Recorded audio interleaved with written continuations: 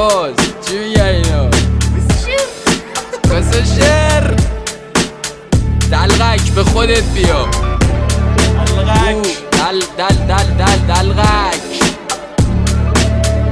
بیخوایه گوش بده مال خودته چشم آیبتر لیریکم کیمیکال فری نشده فریکم چاقال انقدر داف نکن حتی کس زدیدی آخه تو کیری خان تو نسخ بمونیم باز جنس داریم چرا برخوردشون ما کار بلادیم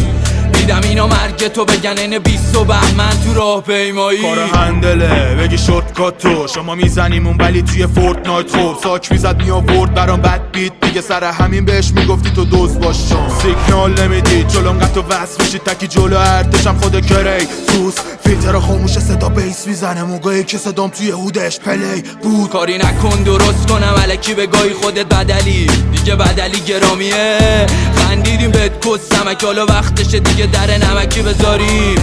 دنبال فیمه فیده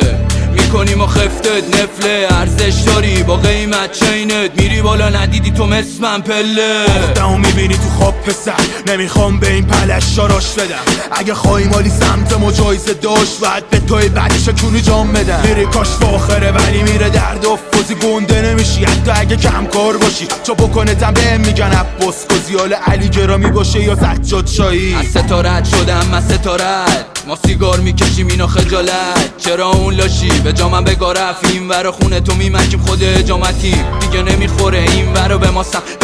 جنازت پخش زمین بکارم نمیاد این ورا فرمان روایی فقط به ما میاد اینجا دیگه امارت عبارتم چیز نمیدونم چی شد یه وی میگم میرم همه میگم بی خود میکنی حالا هی بیا یه پا روزی بزن ولی میشی شبی چلده رو چی دوز موتوری خودم شاه میشم لیریکام شاهزاده مافیا نیستم بهم میگن گادفادر میریم اساش میگی دوا چاک شاته ولی میدونی ورسا جون تو چاک داده